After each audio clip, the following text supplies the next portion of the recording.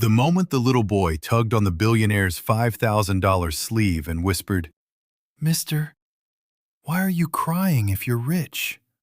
Marcus Adeyemi felt something inside his chest crack open for the first time in 3 years. He was sitting in seat 2A of a first-class cabin, 38,000 feet above the Atlantic, on his way to close a $2.3 billion deal that would make him the youngest African billionaire in the tech industry. He had ignored his mother's 27 missed calls the night she died. He had not spoken to his father in 3 years. In his wallet was a sealed letter from his dead mother that he had never dared to open. And now, next to him, a tired single mother from Lagos named Amara was flying across the world with her 5-year-old son Kwame to say goodbye to her own dying mother.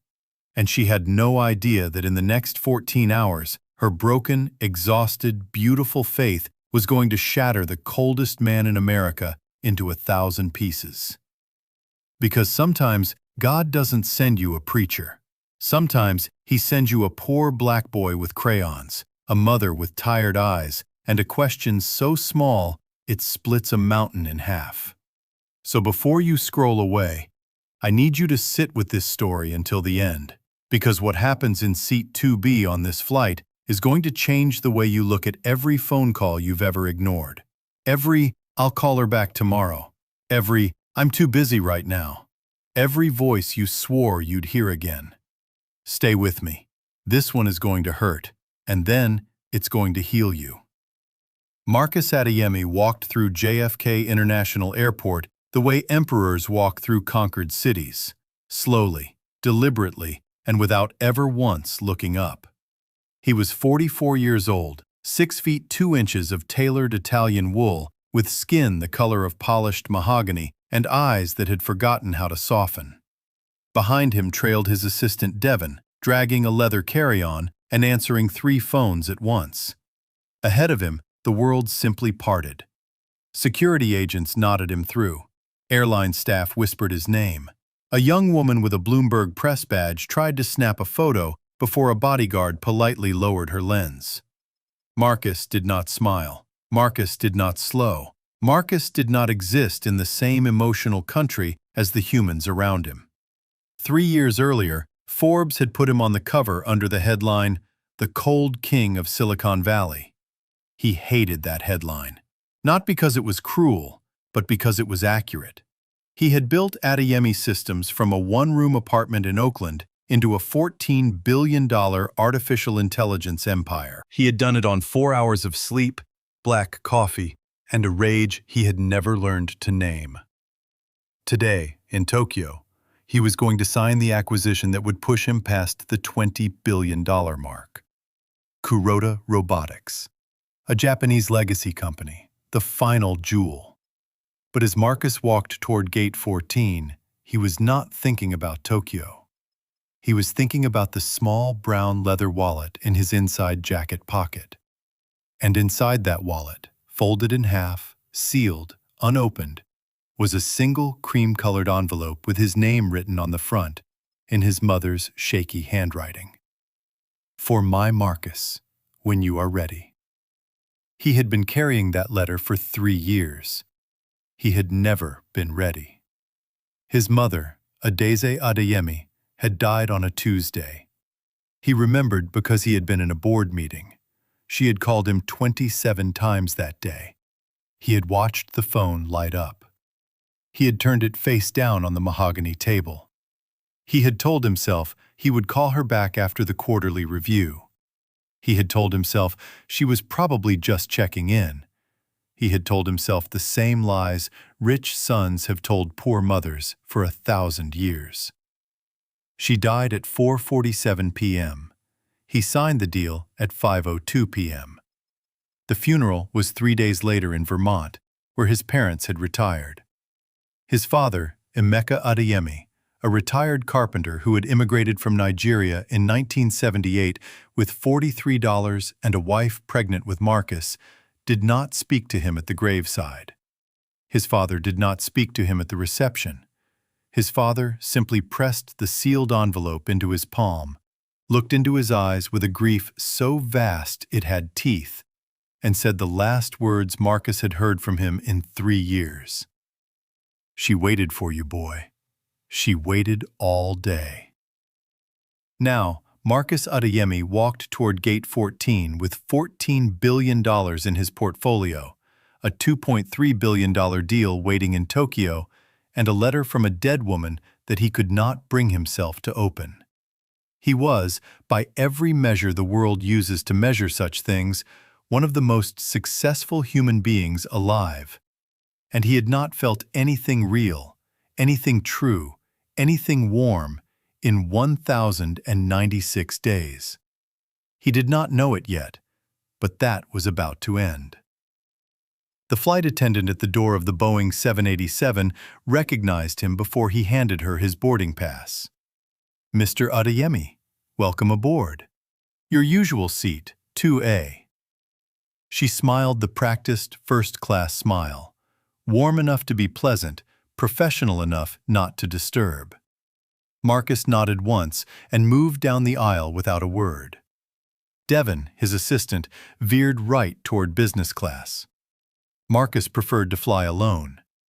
He slid into 2A and immediately opened his laptop. He had exactly 47 emails to answer before the cabin doors closed.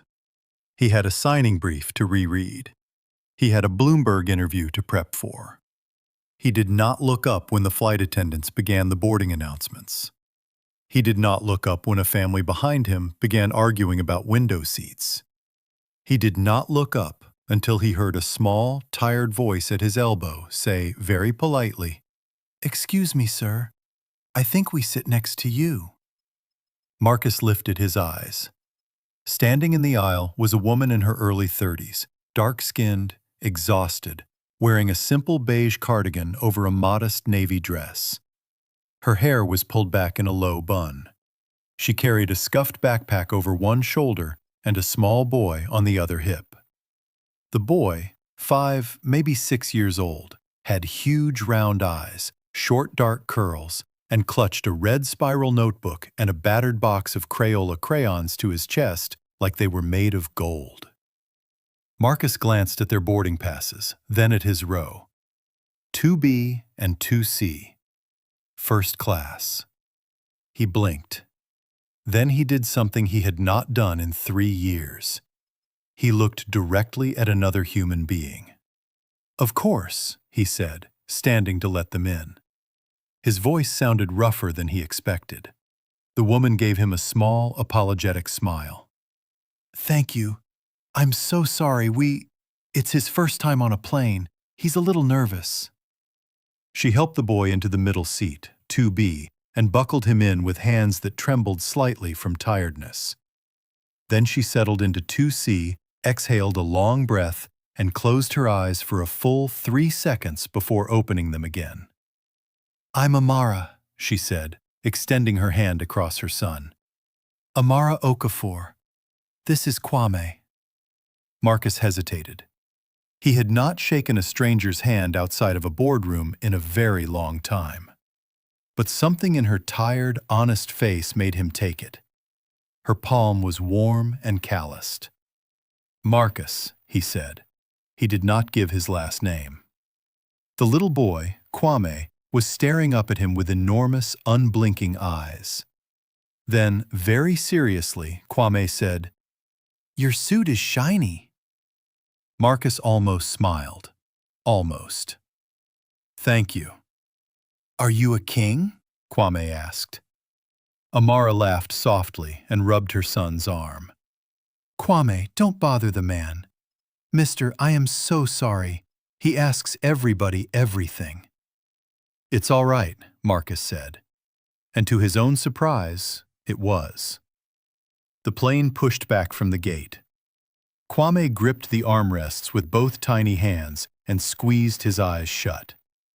Amara leaned over and whispered something into his ear in a language that sounded like Igbo, soft, musical, sacred. Marcus, whose mother had spoken to him in Igbo every single day of her life until the day he stopped answering her calls, felt something twist behind his sternum. He turned back to his laptop. He did not know it, but he had just met the 2 people who were going to break him open like a walnut. For the first hour of the flight, Marcus tried very hard to ignore them. He answered emails, he revised a term sheet. He accepted a glass of champagne from the flight attendant and did not drink it. He was, he told himself, a professional. He was on his way to close the largest deal of his career. He did not have time to be distracted by a tired woman and a curious child. But Kwame kept looking at him. Every few minutes, Marcus would feel two enormous eyes on the side of his face. He would glance sideways. Kwame would immediately look down at his notebook, pretending to color.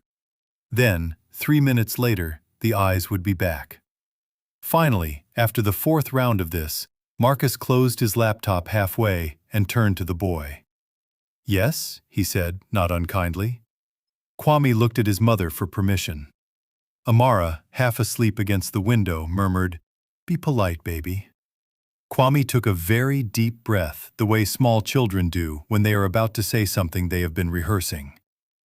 "Mr. Marcus," he said, "are you rich?" Amara's eyes snapped open. "Kwame!" But Marcus held up one hand, a small gesture, barely a motion, and to his own astonishment, he answered honestly. "Yes," he said, "I am rich." Kwame nodded very slowly, as if a great mystery had been solved. Then he asked the follow-up question. "How rich?" Marcus considered lying. He considered giving a polite non-answer. Instead, he heard himself say, "Very rich." "Like $100 rich?" "More than that." "Like 1,000? "More." Kwame's eyes went wider and wider. "1 million?" Marcus almost laughed. He had not almost laughed in 3 years. "More." Amara buried her face in her hands. "Sir, please, I am so sorry." "It's fine," Marcus said. And it was. Kwame, having reached the outer limits of his numerical understanding, sat back in his seat entirely satisfied. Then, after a long pause, he asked the next question, the one that changed everything. "Then why do your eyes look sad?" Marcus did not answer. He could not. Because for the first time in 3 years, someone had looked at him, really looked at him, past the suit and the watch and the reputation and the Forbes cover, and seen him. And the person who had seen him was 5 years old, held a red notebook, and did not care about any of it. He turned back to his laptop. He did not open it. He just stared at his own reflection in the darkened screen, and did not recognize the man looking back. 2 hours into the flight, dinner was served. Amara ate slowly, carefully, like someone who had known hunger. She cut Kwame's chicken into tiny pieces and made sure he drank his water before his juice. She wrapped the untouched bread roll in a napkin and slipped it into her bag when she thought no one was looking. Marcus saw it. Marcus said nothing. When the trays were cleared, Kwame fell asleep against his mother's shoulder, red notebook still clutched to his chest. Amara stroked his curls with a hand that never seemed to stop moving, as if she was afraid to stop touching him, afraid he might disappear if she did. Marcus, who had planned to work through the entire flight, found himself watching them instead. Finally, he said quietly, "How did you afford first class?" He regretted it the moment it left his mouth. It was not his business. It was rude. It was... But Amara did not seem offended. She smiled, a small, tired smile, and said, "I didn't." Marcus waited. "I've been saving for 16 months, she said. Every dollar. I work 2 jobs. I am a certified nursing assistant at Mount Sinai in the mornings, and I clean offices in Midtown at night. I was going to buy us both economy tickets. Back row, middle seats, but at least we would be together." She paused. "Yesterday, at the counter, the man at the airline, an older gentleman, Ghanaian, I think, he asked me why I was flying. I told him, and he He upgraded us. He said, "Sister, no child should meet his grandmother for the first time in a middle seat." He said, "God will remember what I did today." And then he cried a little, and he waved us on. Marcus stared at her. "Why are you flying?" Amara looked down at her sleeping son. She was quiet for a long time. Then she said, in a voice that was steady only because she had rehearsed steadiness for months, "My mother is dying. In Lagos. Stage 4 pancreatic cancer. She has maybe 3 weeks, maybe 4. Kwame has never met her. He has only heard her voice on WhatsApp. And I promised her. I promised her 4 years ago when Kwame was born. I promised her, 'Mama, before you go, you will hold him. You will hold your grandson. I swear to you.'" Her eyes filled but did not spill. "It took me longer than I said. I am sorry it took me longer. But we are going. We are going now." Marcus did not move. Could not move. In his jacket pocket, the sealed envelope from his own mother pressed against his ribs like a stone. "I'm sorry," he said. It sounded thin, inadequate, ridiculous. Amara looked at him with an expression he did not understand at first. Soft, patient, and somehow, impossibly, without any bitterness at all. "Don't be sorry, Mr. Marcus," she said. "Be grateful. If your mother is still alive, call her when we land. That is all. That is the only thing that matters." Marcus turned his face toward the window and did not answer. Outside, the Atlantic was black and endless. 3 hours in. The cabin lights dimmed. Most passengers slept. Amara dozed with her head against the window, one hand still resting on Kwame's back, rising and falling with his breath. Kwame was curled into a small, warm ball, red notebook slipping from his fingers. Marcus could not sleep. He reached into his inside jacket pocket. His fingers found the envelope. The paper was worn soft at the edges from 3 years of being carried, but never opened. He pulled it out. In the dim blue cabin light, his mother's handwriting looked ghostly. "For my Marcus, when you are ready." He held it for a long time. He remembered the day she gave it to his father, 3 months before she died. She had already known then. The doctors had already told her. She had not told Marcus. She had called him 27 times over 3 months. He had answered 4 of those calls. 4 out of 90-something. He had been busy. He had been closing rounds. He had been building the empire she had raised him to build. He had told himself she understood. She had understood. That was the worst part. She had understood so completely that she had written him a letter instead, and given it to his father, and said, "Give it to him when he can bear it." Emeka had waited until the graveside. Marcus's thumb slid under the sealed edge of the envelope. He got as far as 1 inch, and then he stopped. His hand was shaking. His hand, the hand that had signed billion-dollar checks without a tremor, was shaking so hard he had to press it flat against his thigh. He put the envelope back. Not yet. Not yet. He looked up. Kwame was awake. The boy was watching him with those enormous, quiet eyes. "Is that a letter?" Kwame whispered. "Yes," Marcus whispered back. "From who?" Marcus opened his mouth to lie. He did not know why, he just could not tell the truth. But when he tried to speak, no sound came out. He closed his mouth. He tried again. "From my mother," he said. "What does it say?" "I don't know." Kwame frowned. This did not compute for a 5-year-old. "Why?" "Because I have not opened it." "Why?" Marcus stared at the little boy for a long moment. Then he said softly, so softly he barely heard himself, "Because I am afraid." Kwame considered this with all the seriousness a 5-year-old is capable of. Then he reached out one small, warm hand and patted Marcus's forearm. Just once, just gently. My mama says, Kwame whispered, brave is not when you are not scared. Brave is when you are scared, and you do it anyway.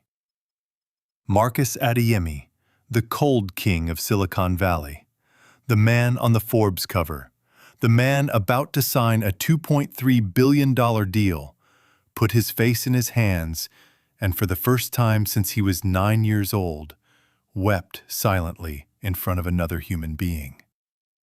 Kwame did not say anything. Kwame just kept his small hand on Marcus's arm. When Marcus finally lifted his head, 20 minutes had passed. His eyes were red. His breathing was ragged.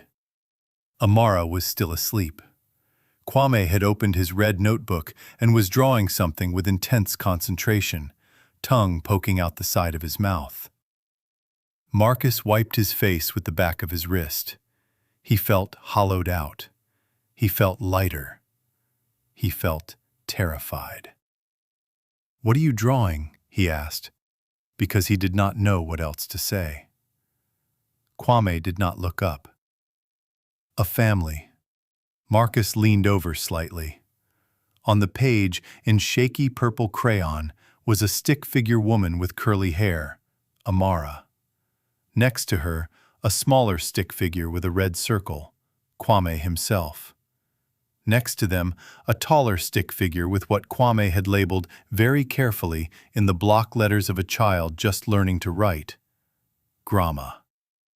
And on the other side of Kwame, a fourth stick figure, tall, wearing what appeared to be a shiny black rectangle for a suit. Marcus stared at it. "Who is that?" he asked, pointing to the fourth figure. Kwame looked up at him, very matter-of-fact. "That's you, Mr. Marcus." Marcus felt his throat close. "Why am I in your family drawing?" Kwame shrugged the shrug of a child for whom the answer is obvious. "Because you're sad. And Mama says when someone is sad, you put them in the family until they are not sad anymore." Marcus could not speak. He simply stared at the four stick figures on the page. His $14 billion life had never once made him a part of anyone's family. This 5-year-old, on a plane he could barely afford, had drawn him into one in 30 seconds. He reached into his jacket, took out a black, platinum-tipped Mont Blanc pen worth more than Amara made in a month, and, hands still shaking, he leaned over and, on the corner of the page, drew a tiny fifth stick figure. Smaller, off to the side. He labeled it in a handwriting he had not used in decades, a child's careful print. Mama. Kwame looked at it. Kwame looked up at Marcus. "Is that your mama?" "Yes." "Where is she?" Marcus swallowed. "She's in heaven." Kwame nodded solemnly. "Then put her at the top. That's where the heaven people go." And Marcus Adeyemi, obediently, drew a small cloud around his mother's stick figure at the top of the page.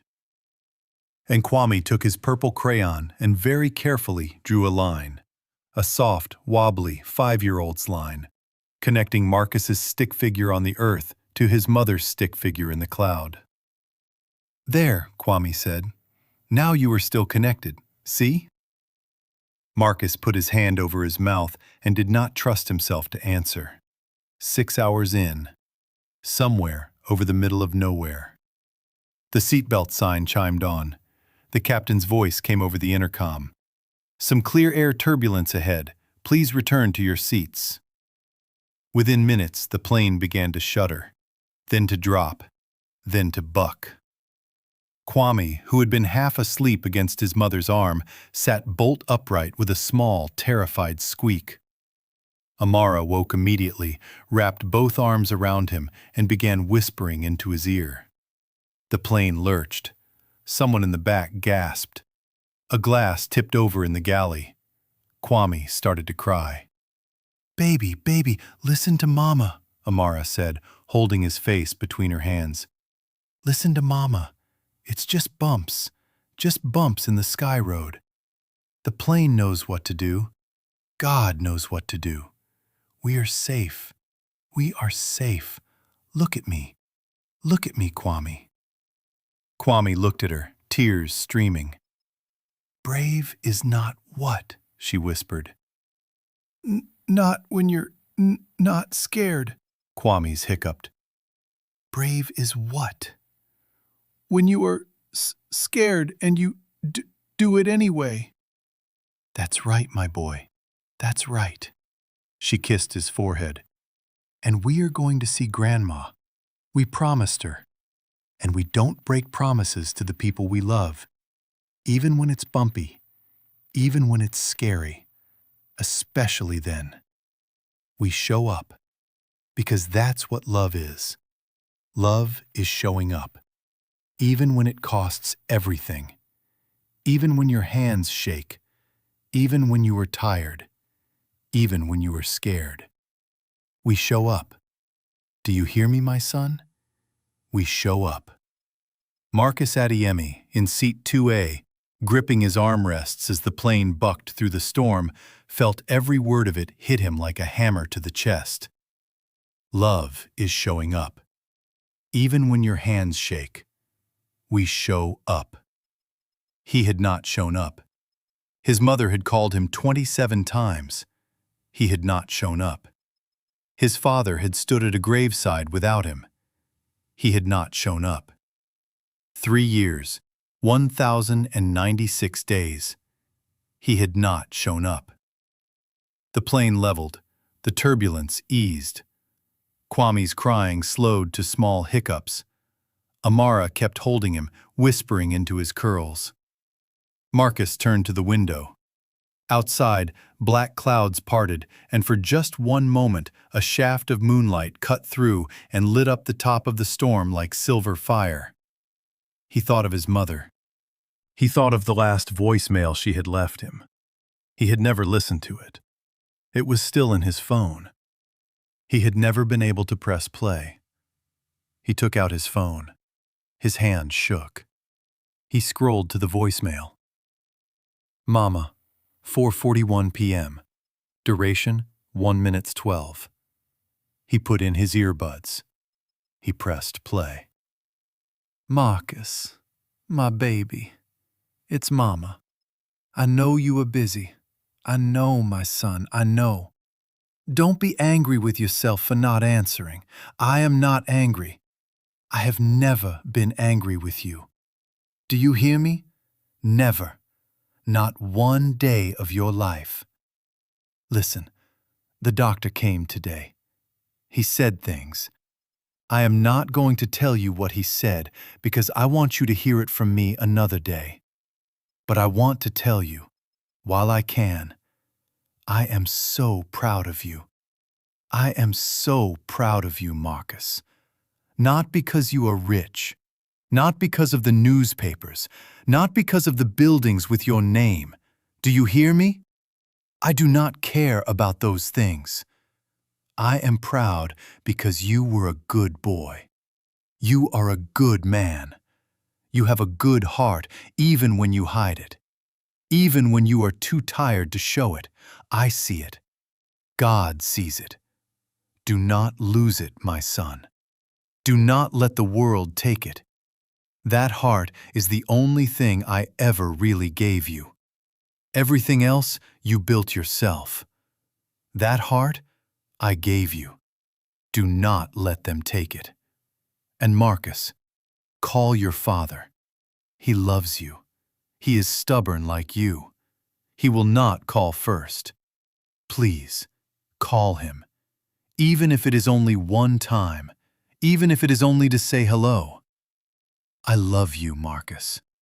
I love you more than any word in any language. I have to go now, my baby. Ada is calling me. I will try you again later. I love you. The voicemail cut off. Marcus Adeyemi, sitting in a $200,000 first-class seat at 38,000 feet, pressed both hands over his face and wept the way a grown man weeps only once in his life. Silently, shoulders shaking, decades of grief pouring out of him in a single, unbroken wave. Amara did not say anything. She simply reached across her son, took Marcus's free hand in hers, and held it. Kwame, without opening his eyes, laid his small head against Marcus's shoulder. They stayed like that for a long time. The plane flew on into the night. Sometime after hour 8, when Kwame was deeply asleep and the cabin had settled into that strange, holy silence of a red-eye flight, Marcus spoke into the darkness. "I didn't answer," he said. Anara turned her head toward him. She did not speak. She simply waited. "My mother," Marcus said, "the day she died. She called me 27 times. I was in a board meeting. I saw the phone light up. I turned it face down. I told myself I would call her back after the meeting. She died at 4:47. The meeting ended at 5:02. He drew in a ragged breath. "I have not spoken to my father in 3 years. He gave me a letter from her at the funeral.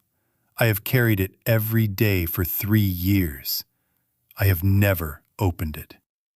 I am 44 years old, and I am terrified of a piece of paper."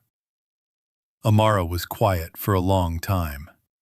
Then she said, softly, "Do you know what my mother told me when I was 16 years old and I ran away from home for a week?" Marcus shook his head. "She said, 'Amara, the door is always open. Always. You could walk in tomorrow. You could walk in 20 years. The door does not close, my daughter. It is only pride that tells you the door is closed. It is only fear that tells you it is too late. But love does not have a clock." Amara paused. "Your mother wrote you that letter because she wanted you to know the door was open. Your father has waited 3 years because his door is open. Nobody is closed against you, Mr. Marcus. Only you are closed against them." Marcus stared at her. "How do you know that?" Amara smiled, a small, sad, ancient smile. "Because I am a mother, and I know how a mother writes a letter." Marcus took the envelope out of his pocket. He looked at it for one long moment, and then, at 38,000 feet, on a red-eye flight to a deal he was no longer sure he was going to sign, Marcus Adeyemi finally opened his dead mother's last letter. The paper was thin and cream-colored. Her handwriting was uneven. She had already been sick when she wrote it. But every letter was carefully formed, the way she had always written, the way she had taught him to write when he was 6 and sitting at the kitchen table in Vermont with an alphabet workbook. "My darling Marcus, if you are reading this, then I am no longer able to tell you these things with my own voice. That is all right. I have made peace with it. I hope you will too. I want to begin by telling you that I am not angry. I want you to read that sentence 3 times, my son. I am not angry. I was never angry. I know you will spend years believing I was. I know how your mind works.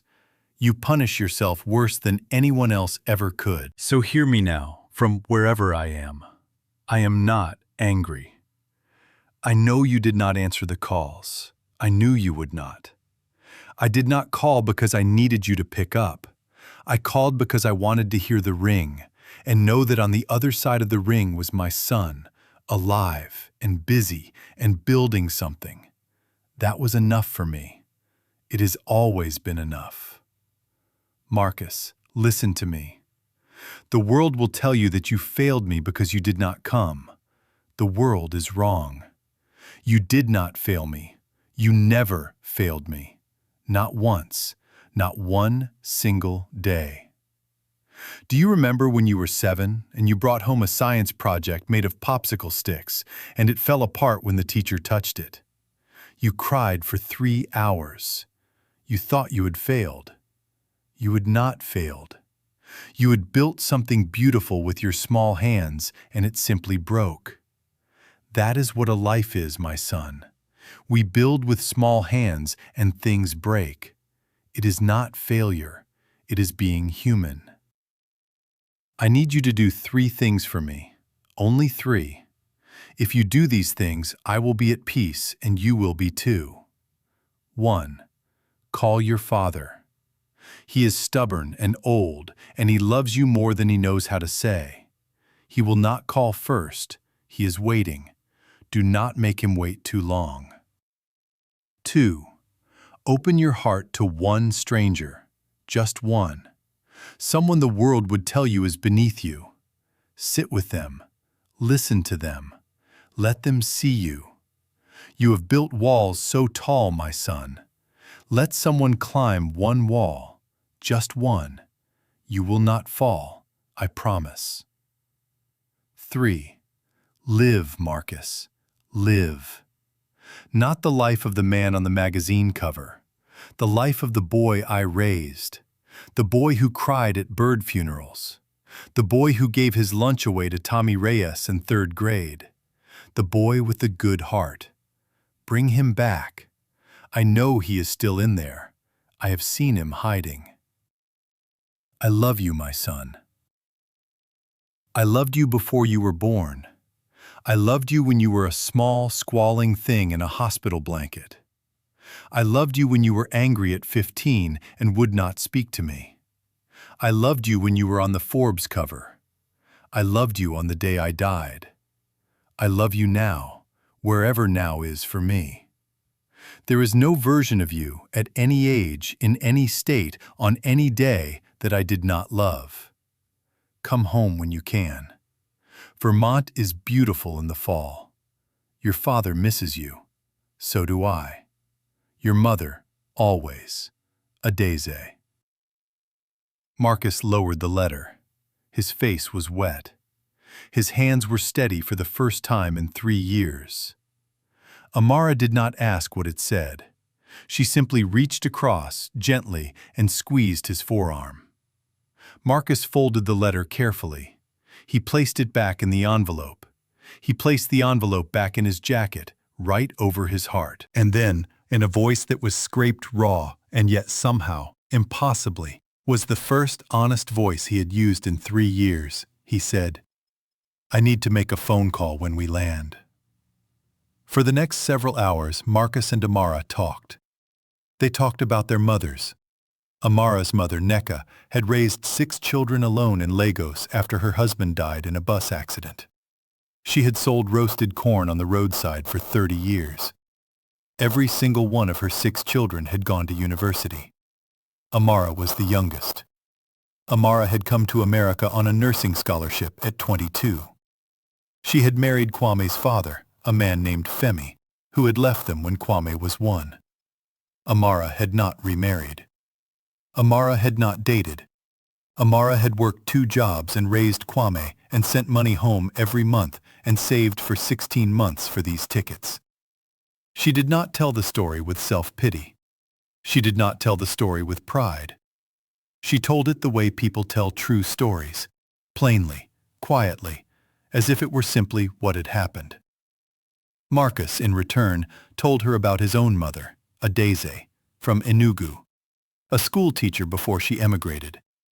A woman who had learned to bake apple pie in Vermont snowstorms and had never lost the sound of Igbo in her English.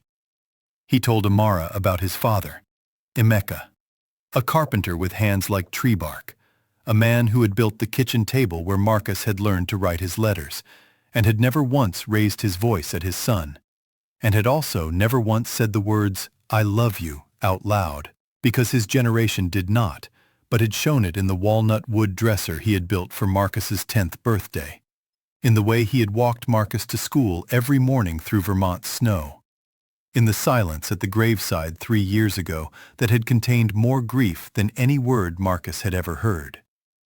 Amara listened. Amara did not interrupt. When Marcus was done, she said only, You are going to Vermont after Tokyo, yes? Marcus looked at her. He thought about the $2.3 billion deal. He thought about Kuroda Robotics. He thought about the 57 investors who had flown to Tokyo for the signing. He thought about the Bloomberg interview at 7 a.m.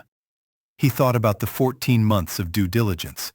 He thought about David Chen, his VP, waiting at the Tokyo airport with the champagne already on ice. And then he thought about a small stick figure in a purple crayon cloud, connected by a wobbly line to a small stick figure on the earth. "No," Marcus said. "I am going to Vermont first." "And Tokyo?" "Tokyo will wait. Or Tokyo will not wait. It does not matter." Amara nodded slowly. And then she smiled. The first real, unbroken smile he had seen from her the entire flight. "Your mother," she said, "would be proud." At hour 11, the sun began to rise over the Pacific. Marcus opened his laptop. He did not open his emails. He opened a blank document. He typed for a long time. When he was done, he pressed send. Then he closed the laptop and did not reopen it for the rest of the flight. The email, which David Chen would receive 20 minutes later in the Tokyo Grand Hyatt while pacing the lobby in a $5,000 suit, said only this: "David, I am not signing today. I need 1 week. Do not follow me. Do not call. Do not send anyone. Tell Kuroda-san I am sorry, and that if he still wants to sign in 1 week, I will come to him. If he does not, I understand, and I release him from all commitments with my blessing. Send flowers to his wife. She has been patient with us both. I am going home. Marcus." David Chen, when he read it, would drop his phone. But Marcus, in that moment, felt something he had not felt in 3 years, or perhaps ever. He felt free. 2 hours before landing, Kwame woke up. He was groggy and warm and immediately hungry. Amara gave him the wrapped bread roll from dinner. He ate it in 3 bites.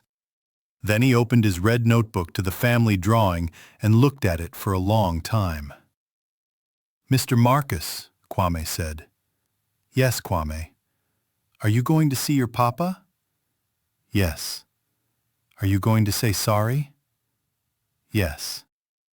"Is he going to say sorry too?" Marcus thought about it honestly. "I don't know." "That's okay," Kwame said. "You only have to say your part. God does the rest part." Marcus stared at the 5-year-old. "Who told you that?" Kwame shrugged. "Mama says it, to me, when I fight with Deshaun at daycare." Amara laughed, a soft, embarrassed, beautiful laugh. "You listen more than I think, my boy." "I listen to everything," Kwame said proudly. Marcus looked at Amara. "Where are you staying in Lagos?" Her smile flickered. "With my sister, in Ikeja. It is not much, but it is a bed for Kwame and a couch for me. It is enough." Marcus took out his phone. He typed something. He put the phone away. Amara narrowed her eyes at him. "What did you do?" "Nothing." "Mr. Marcus, I booked you a hotel." "Sir." "For a month, near your mother's hospital. 2 bedrooms, breakfast included. A car and driver to take you to the hospital and back every day. My assistant will meet you at the airport." Amara's eyes filled. "Sir, I cannot." "Amara." He said her name gently. "You saved 16 months to keep a promise to your mother. Let me help you keep it. Please, do not take this from me. This is the first honest thing I have done in 3 years." She wiped her eyes with her wrist. "This is too much. It is not enough. Marcus said quietly. Nothing I do will be enough. But it is a start." Kwame, watching all this, said, "Are we rich now, Mama?" Amara laughed and cried at the same time. No, baby. We were always rich. We just got a hotel. Kwame considered this seriously. Then he turned to Marcus. Mr. Marcus? He said, Yes, Kwame. When you go to Vermont, will you take my drawing? He tore the page carefully out of his red notebook. The stick figure family: Amara, Kwame, grandmother, Marcus. A daisy in her cloud. The soft, wobbly line connecting earth and heaven. He handed it to Marcus with both hands, like a priest offering a chalice. Show it to your papa. Kwame said. Then he will know you were not alone. You had a family on the plane. Marcus took the drawing. He could not speak. He folded it very carefully. He placed it in his jacket pocket, right next to his mother's letter, right over his heart. They landed in Lagos in the golden light of early morning. The heat pressed against the windows before the doors even opened. Kwame pressed his face to the glass and shouted, Mama, Mama, is that Nigeria? "That is Nigeria, my son." It's so bright. Yes, it is. Marcus stayed in his seat until most of the plane had disembarked. Then he stood, took down Amara's small carry-on, and helped her with Kwame. At the door of the plane, he pressed a card into her hand, his personal number, not his assistant's. If anything happens, He said. if anything at all, call this, day or night. Do you understand me, Amara? She nodded, unable to speak. He knelt down to Kwame's height. He looked the boy in the eye. Thank you. Marcus said. For what? For putting me in your family. Kwame smiled. It was the biggest smile Marcus had ever seen on any face. You were already in it. Kwame said. I just drew it. Then Amara, who had been holding it in for 14 hours, finally broke. She stepped forward and hugged Marcus, not politely, not carefully. She hugged him the way one human being hugs another when they both know that something rare and holy has just happened between them.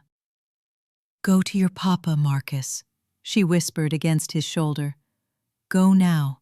Do not wait one more day. I won't. Promise me." I promise. She let go. She took Kwame's hand. They walked down the jetway into the golden morning of Lagos, and Marcus stood there watching them until they turned the corner and were gone. Then he took out his phone. He walked to a quiet corner of the terminal.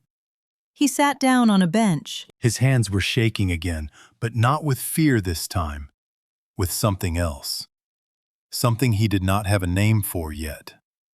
He scrolled through his contacts. Dad. He had not called that number in 1,096 days. He pressed the green button. It rang 3 times. An old voice, a voice like walnut wood and Vermont snow, answered on the 4th ring, cautious, disbelieving. Marcus? Marcus opened his mouth. Nothing came out. Marcus, son, is that you? Marcus put his hand over his eyes. Papa, he said. Papa, it's me. I'm coming home. I'm coming home, Papa. I'm sorry. I'm so sorry. I'm coming home. On the other end of the line, in a small wooden house in Vermont with a walnut dresser in the corner and a photo of a daisy on the mantel, an old carpenter named Emeka Adeyemi sat down slowly on his kitchen chair and, for the first time in 3 years, wept. Come home, my son, Emeka said. Come home. I have been waiting. The door is open. The door has always been open. Marcus, in the terminal in Lagos, put his forehead against his knees and cried in a way he had never cried in his life. An old woman pushing a cleaning cart passed by. She saw him. She did not say anything. She simply reached out, laid a wrinkled hand on the crown of his bowed head, the way an African mother blesses a stranger's grief, murmured something in Yoruba that sounded like a prayer, and moved on. 3 days later, Marcus Adeyemi stood on the front porch of a small wooden house in Vermont. The paint was peeling in places. His father had never let him pay for it to be redone. The porch swing his father had built with his own hands 25 years ago was still there. The maple tree Marcus had climbed at 8 years old was still there, bigger now, red with autumn.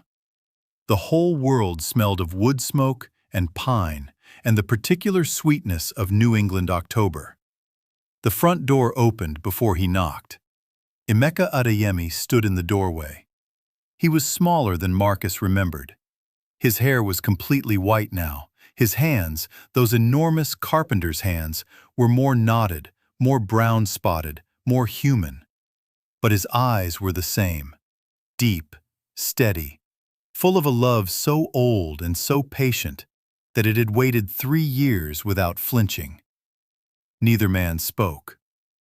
Marcus took the folded drawing out of his jacket. Kwame's crayon family. He unfolded it and held it out to his father with both hands. "A little boy named Kwame drew this," Marcus said. "He put me in his family. He said to show it to you, so you would know I was not alone." Emeka took the drawing. He looked at it for a long, long time. He traced the wobbly purple line from Marcus's stick figure on the earth up to Adeze's stick figure in the cloud.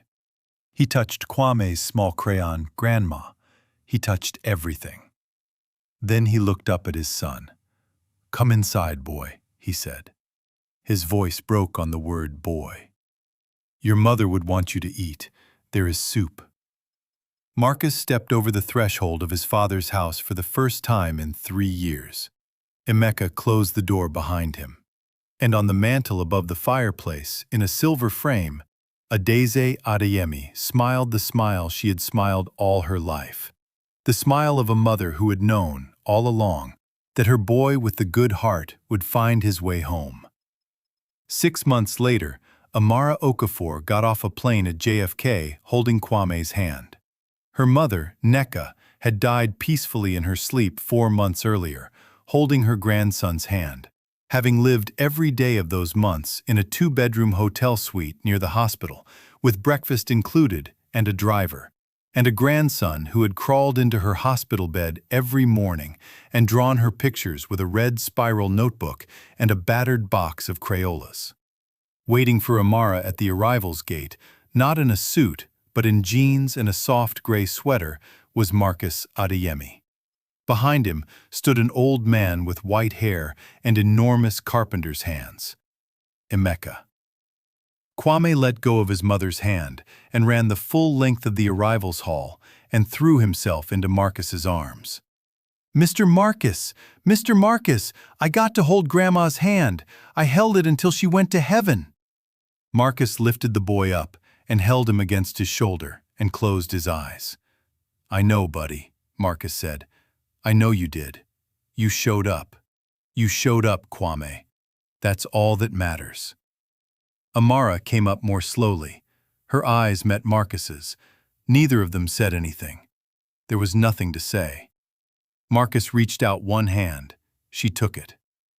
Emeka Adeyemi stepped forward. He looked at Amara.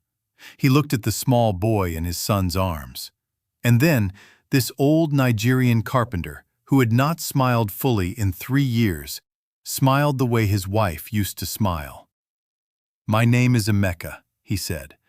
"I understand you took care of my son on an airplane." Amara laughed through her tears. "Sir, your son took care of me." Emeka shook his head. "No, my daughter. I have known that boy for 44 years. I know what he looked like when he left, and I know what he looked like when he came home. Somebody took care of him. Somebody, or God, or both." He held out his old brown hand. "Thank you." Amara took his hand. And Kwame, still in Marcus's arms, looked down at the four adults standing in a small circle in the arrivals hall of John F. Kennedy International Airport, and, in the voice of a 5-year-old for whom the world is very simple, announced, "Look, Mama, the family is together now." Marcus Adeyemi never signed the Kuroda deal. Kuroda-san, when he heard the whole story 6 months later over tea in a small house in Vermont, laughed until he cried, and then signed a smaller partnership. The two men shook hands not as billionaires, but as sons who had lost their mothers. Marcus stepped down as CEO of Adeyemi Systems 1 year later. He founded the Adeyemi Foundation in his mother's name, which pays for single mothers of terminally ill parents to travel home, anywhere in the world, first class, with a hotel, with a driver, with breakfast included. To date, the foundation has flown home 4,217 mothers. Amara Okafor is its executive director. Her office is on the 14th floor of a building in Midtown Manhattan.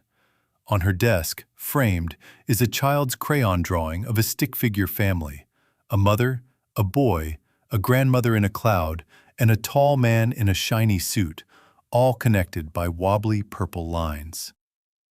Kwame is 11 now. He wants to be a pilot. Marcus is teaching him to fly. Emeka Adeyemi passed peacefully 3 years after his son came home. He held his son's hand. He said, "Tell your mother I did my part."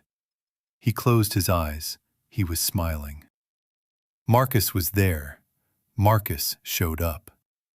If you are watching this, right now, wherever you are, I want you to do one thing for me. Pick up your phone. I don't care what time it is where you are. I don't care if it has been a week or a year or 20 years. I don't care what was said the last time. I don't care whose fault it was. Pick up your phone. Call your mother. Call your father. Call the person you have been meaning to call, the one whose number you scroll past, the one you keep saying tomorrow about.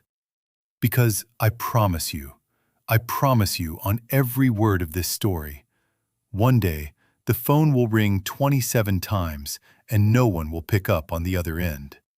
And no meeting, no deal, no billion-dollar signature, no promotion, no anything in this whole wide, loud world will be worth the sound of that silence. Love is showing up, even when your hands shake, even when you are tired, even when you are afraid. Show up. Show up now, before the sky gets bumpy, before the door closes, before it is too late. Pick up the phone. And if this story moved you, if even one word of it reached down into the place inside you where you keep the calls you did not make, then do me one small favor. Hit the like button, subscribe. Share this video with the one person you know who needs to hear it today. Because somewhere out there, right now, there is another Marcus Adeyemi sitting in another seat 2A, holding another unopened letter, ignoring another phone. Maybe your share is the little boy who taps his shoulder. Maybe your share is the small hand that says, "Mister, why are you crying if you're rich?" Be the small hand. Be the little boy. Be the mother in the middle seat. Show up for someone today. I love you. I'm proud of you. And I'll see you in the next story.